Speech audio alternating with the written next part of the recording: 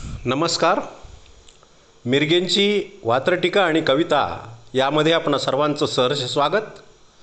काल जागतिक महिला दिनानिमित्त मी महती श्री जन्माची ही कविता तुम्हाला ऐकविली होती. खरं तर कालच अजून एक दुसरी कविता मला ऐकवायची होती, परंतु कामाच्या ओघामध्ये मी विसरलो म्हणा किंवा वेळ मिळाला नाही म्हणा. परंतु मी अशीच एक कविता अजून केलेली आहे आणि ही कविता म्हणजे पुण्याचे कवी संदीप खरे यांची एक कविता तुम्हाला ऐकली असेल, कदाचित तुम्ही माहीत असेल. त्यांनी कविता केली होती, नसतेस घरी तू जेव्हा जीव तुटका तुटका होतो.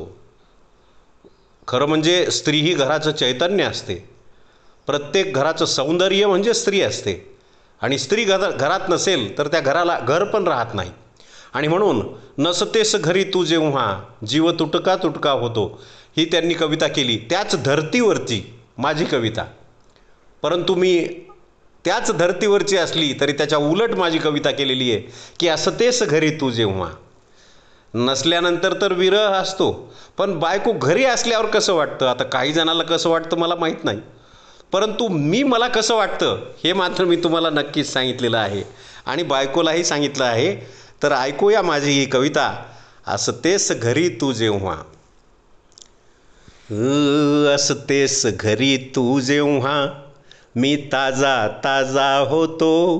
मज देऊ कशाची उपमा, सार्वभौम राजा होतो. असतेस घरी तू जेव्हा मी स्नान कराया निघता, टावेल हाती धरलेला कप घेऊन धावे मागे आणि त्यात चहा भरलेला. असतेस घरी तू जेव्हा मी ताजा ताजा होतो. मज देऊ कशाची उपमा, सार्वभौम राजा होतो. लावते कधी अंगावर तुटलेले बटन सुटाचे, कधी घाई घाई माझ्या बांधतेस बंद बुटाचे. असतेस घरी तू जेव्हा कधी रुमाल चष्मा माझा गडबडीत विसरून जातो.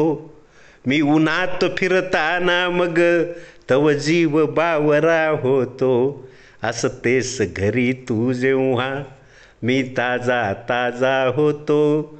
मज देऊ कशाची उपमा, सार्वभौम राजा होतो. धुनी भांडी फरशी पुसणे, अंगणी सडा रांगोळी, करतेस तोवरी इकडे करपते तव्यावर पोळी. विसरून स्वतःला माझे प्रत्येक काम करताना, तव रूप अन्नपूर्णेचे भासते डबा भरताना. असतेस घरी तू जेव्हा मी ताजा ताजा होतो.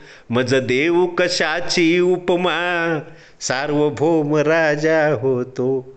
कळ कधी उरी दुःखाची मग हलकी फुलकी होते. मन शरीर अवघे माझे आनंदे डुलकी घेते.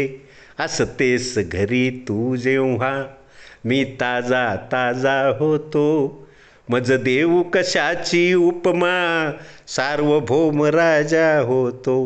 संसार फाटका माझा फिरविशी हात पण जेव्हा, घर अंगण वास्तूमध्ये चैतन्य पसरते जेव्हा.